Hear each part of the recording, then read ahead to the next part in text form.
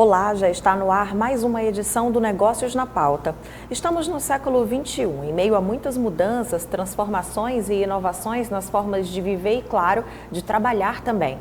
A tecnologia evolui, os processos de fabricação avançam, as máquinas e os robôs dominam a indústria principalmente, mas Arthur Cabral, há algo que é insubstituível, o olhar humano.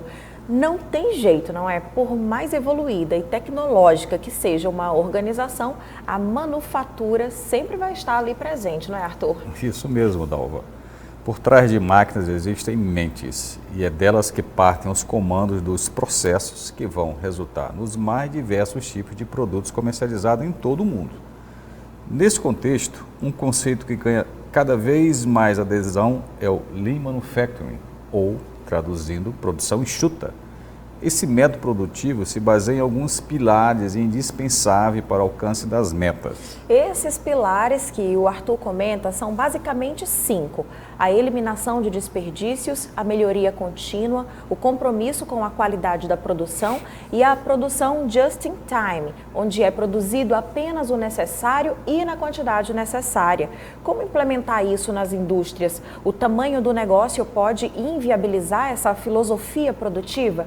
Quais metas se pode atingir com esse tipo de gestão? Isso tudo é o que nós vamos ver a partir de agora no Negócios na Pauta. Lean Manufacturing nada mais é do que um conjunto de sistemas criado no Japão. Desenvolvido em uma das maiores fábricas de automóveis do mundo, esse conjunto também passou a ser apelidado de Sistema Toyota de Produção. O princípio mais claro da manufatura Lean é a eliminação de desperdícios de todos os tipos. Hoje a gente pode falar em 3 tipos diferentes de Lean, que é a manufatura Lean, originada do sistema de produção da Toyota, o Lean educacional, que é a gestão enxuta ou Lean aplicada aos processos educacionais, e o Lean Office, que é a aplicação da gestão enxuta aos processos administrativos e áreas de suporte. Então ele classifica 3 desperdícios primordiais, que o japonês chama de muda, muri e mura, que na realidade são desperdícios ou perdas, sobrecarga de trabalho tanto para as pessoas quanto para os equipamentos e desbalanceamento de trabalho ou desnivelamento da produção. A metodologia Lean é aplicável a todos os tipos de negócios, independente do porte da empresa. Na realidade, ela produz resultados quase que imediatos quando aplicados a médias, pequenas e até microempresas, né? O poder é tremendo, porque na realidade o resultado final é aumentar a produtividade, diminuir os custos e com isso, claro, que a lucratividade e a competitividade também da empresa. No Maranhão, um exemplo de uso dos métodos Lean vem da Alumar, que desenvolveu um sistema próprio, baseado nos mesmos princípios. É o ABS, Alcoa Business System. A base de sustentação deles são as pessoas, buscando melhorias nos controles de processo, buscando melhorias na entrega da qualidade, buscando melhoria da segurança. Ano passado, para te dar um exemplo, a gente conseguiu ter a maior produção da refinaria histórica dessas nossas operações. E esse volume de produção só foi possível graças a um sistema robusto que é o ABS. Outro exemplo de utilização da metodologia vem do Grupo Equatorial Energia, que aposta na transformação digital para automatizar processos na chamada Indústria 4.0. E um desses projetos que a gente pode falar é a revolução dos canais digitais. Como atender melhor os nossos clientes, como chegar em todos os nossos clientes, sendo que a gente está no cenário de pandemia. A Equatorial investe sim em automação através de RPA, pegar processos que são realmente manuais, que são processos massivos, e transformar esses processos em processos automatizados, onde tem uma rotina, tem regras, tem uma parte de inteligência artificial que é colocada para rodar. E as pessoas que faziam aquela parte mais manual, elas são colocadas para pensar mais. Ela analisa o material que foi enviado e ela consegue ter mais retorno com isso. No Maranhão, empresas que desejam investir nesse tipo de gestão podem contar com a consultoria do Senai. Então nós temos consultores que vão às empresas, independente do tamanho, fazem uma avaliação, uma espécie de diagnóstico determino quais as ferramentas e sistemas vão agregar valor para aquele negócio. O que a gente não recomenda é tentar implantar tudo do Lean de uma vez. Não é necessário, você vai implantando aquilo que vai agregando valor, você já vai vendo o resultado e dando acreditação ao sistema, e cada vez o sistema vai conferir maior produtividade e competitividade para a empresa. A gente acabou de ver mais a fundo o que a produção enxuta é e como ela tem sido importante desde que começou a ser difundida pelo mundo. Bom, a manufatura enxuta é incorporada na rotina produtiva das empresas, complementando os avanços da chamada indústria 4.0, não é isso, Arthur? É isso mesmo, Dalva. Com a automação de serviços em grande escala, a troca de dados, além da remodelagem de etapas de produção e processos, com o uso de máquinas, inteligência artificial e computadores, é ainda mais relevante que a qualidade da gestão operacional. Acompanhe o ritmo dos últimos avanços. Então, vamos aqui apresentar o nosso convidado de hoje. Temos a presença de Alain Denizar, que é consultor em Lean Manufacturing do Senai Maranhão, e o professor Dr. Wener Santos, que é superintendente de infraestrutura da Universidade Federal do Maranhão. Sejam muito bem-vindos, Wener. Obrigado. Bom, gente, para falar sobre esse assunto que não é um conceito muito comum nas rodas de conversa e entre as pessoas, se falar sobre produção enxuta, é correto fazer o seguinte resumo: produção enxuta é produzir mais com menos, ou isso é diminuir muito o conceito de produção enxuta, Lean Manufacturing? É exatamente isso, produzir mais com menos, né? Ter qualidade na produção. Qualidade na produção, mas à custa da implementação, às custas da implementação de diversos métodos, diversas tecnologias. Mas exatamente, de algumas ferramentas. Só te interrompendo, o que isso muda em relação aos antigos programas de qualidade? A Dal até falou do Just in Time, essas coisas vieram desde a década de 90. O que agora, qual a diferença do Lean Manufacturing? Na verdade, o Lean Manufacturing também vem desde da década de 90, né? Após a Segunda Guerra Mundial. E, na verdade, a implantação da filosofia, daquela metodologia, aliado às ferramentas de melhoria. Então, dá para ter um ganho com essa aplicação de fato das ferramentas. Então, é uma mudança de mentalidade.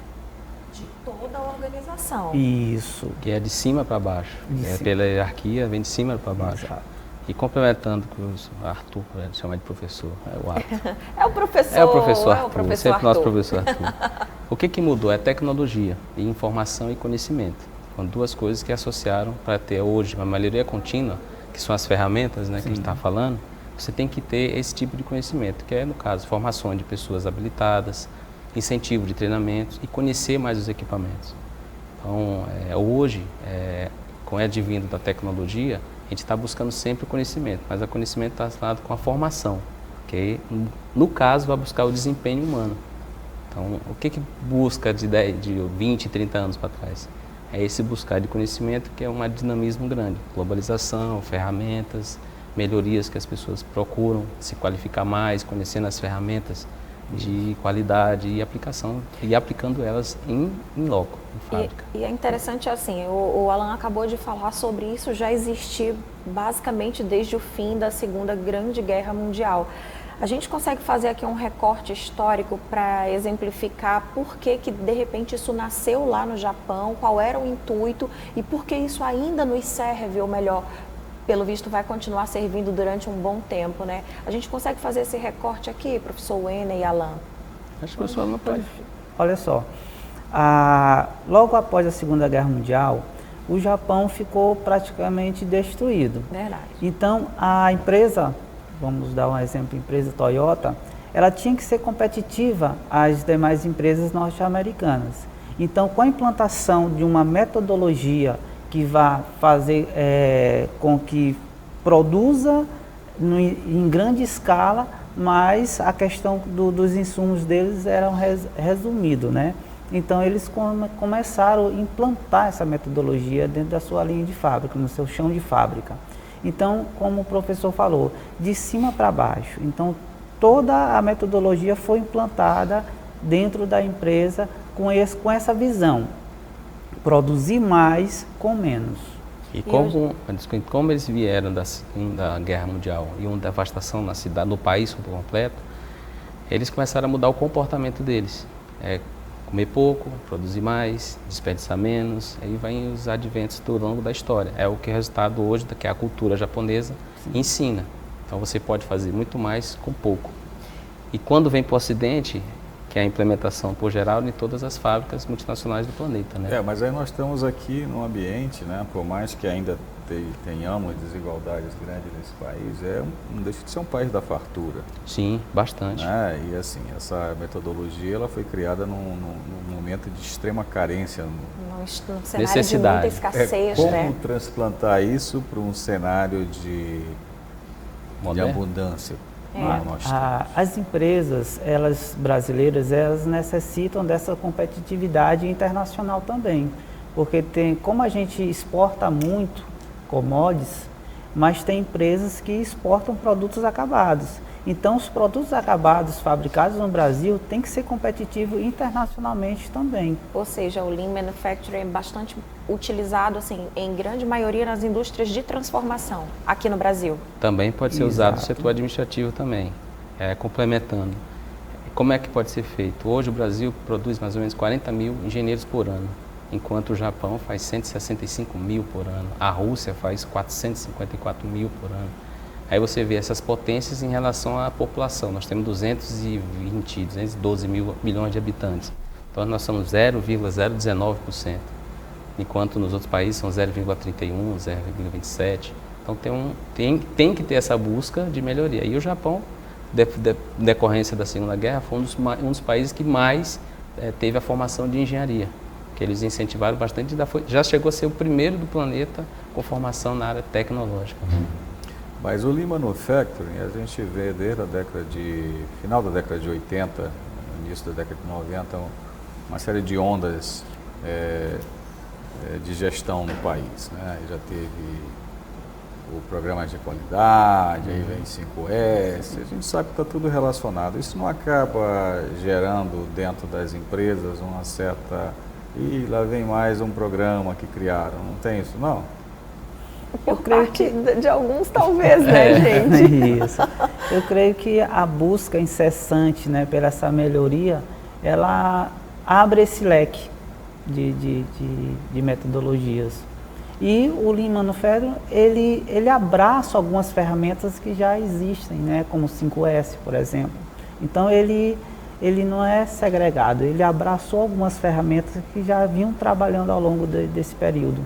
E o quão complexo é implementar essa filosofia produtiva num negócio. A gente abriu o programa falando que isso é algo que pode ser inserido em contextos os mais diversos. Sim. Mas é viável para todos os negócios? Com certeza. Sim. É você eliminar desperdício.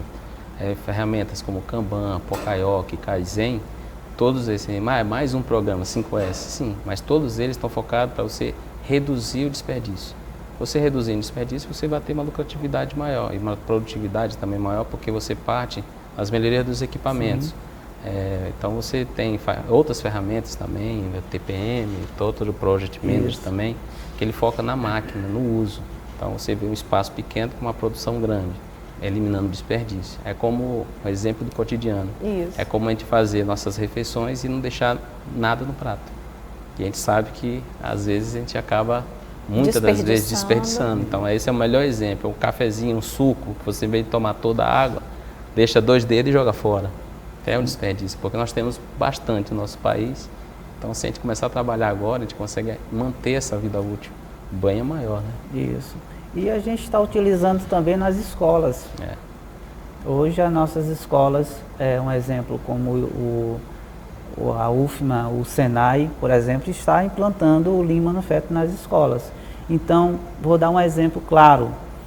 Um aluno, numa bancada de estudos, ele iria buscar uma ferramenta. Então, ele perdia algum tempo procurando aquela chave, aquela ferramenta que ia ser, fazia parte do estudo dele. Então, com o Lean, esses desperdícios educacionais, vamos assim falar, a gente conseguiu eliminar. né? Então, se o aluno tem ali 3 horas de aula, ele vai ter as 3 horas de aula. Isso vai ser otimizado. Isso. Todos os insumos, tanto dos alunos como dos professores, vão estar disponíveis ali para ele. E hoje na universidade, com o conhecimento que a gente veio adquirindo, 70% de uma obra a gente reaproveita. Quando a gente desmonta uma sala, desmonta uma estrutura, o máximo dela hoje, nós chegamos a 70% de reaproveitamento. PVC, tubulação hidráulica, elétrica, a gente faz tudo aparente para justamente não jogar fora, para a gente utilizar o máximo possível para diminuir o custo daquela fabricação e do capital. E aí a gente vai fazer uma pausa agora para entender como é que se dá tudo isso. Já já a gente volta para saber mais sobre Lean Manufacturing. É um instante só.